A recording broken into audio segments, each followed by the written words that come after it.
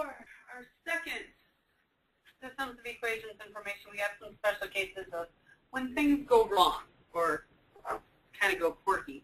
It's still the same steps or rules. I've printed them up for you this time. And we're going to still line everything up, the x's, the y's, the numbers, the equals. It doesn't matter, again, which order we do. I usually just keep it in whatever order the first one is. So 5y plus 2x equals 3. And then this one I have to move a lot of stuff around. I'm going to shift the x over, but I need to get this y, the negative 20y over to the left side, and this 24 over to the right side. So I'm going to add 20y. I'm going to want it in the very front, so plus 20y minus 24 minus 24. So that's going to give me 20y plus 8x equals negative 24. So 20y, that. I can actually write some days. Okay, so 20y plus 8x equals negative 24. Now this is looking pretty messy, so I think I'm going to rewrite it going down a little lower. And then I'm going to pick one of the letters to match. Doesn't matter which one. I could either say, hey, I can make a 5 into a 20 by multiplying by 4.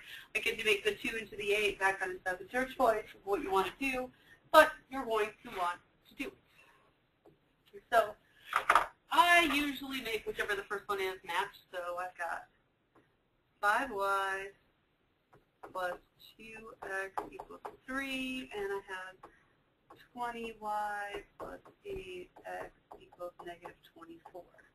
If I take the top one and multiply it by 4, things are going to look kind of pretty and match up. So let's move this down. We're on number 2. 20y plus 8x equals 12. Now, there isn't anything that they're matching exactly, but I need one to be positive, one to be negative. So in this case, I'm going to multiply this one by a negative 1, just so I get some opposite signs. So negative 20y minus 8x equals a negative 1 times a negative 24 is a positive 24, so equals 24. Okay, so everything's lined up. Life is looking pretty good. We've got the problem for step 2. We're all set up. Step 3 is we add down.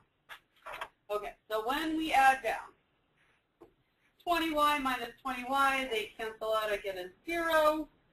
8x minus 8x, they cancel out, I get a 0. Equal signs match up. So the whole big old thing that we end up with is on the left, we have a 0 equal. On the right, we have a 36. So then you have to ask yourself, this is one of our special cases. And our special case, I put an extra note in our steps is if all the letters cancel out, which they did, I have no letters left. If you have a special case, that's when we have to actually look at what we have and decide, is 0 equal 36? Is it a true statement or a false statement? This is false. If you end up with a false statement, that means no solution. You don't even have to worry about the rest of the steps. We can't do anything since it's false. There is no solution. So looking at the other, of course, some number equals the same thing, in which case that would be a true statement, and we'll have all possible solutions. So we'll make another video of a true case, and then we'll give you some other videos with examples. But that's what we've got so far. I think we'll keep these all really short and come back with another example later.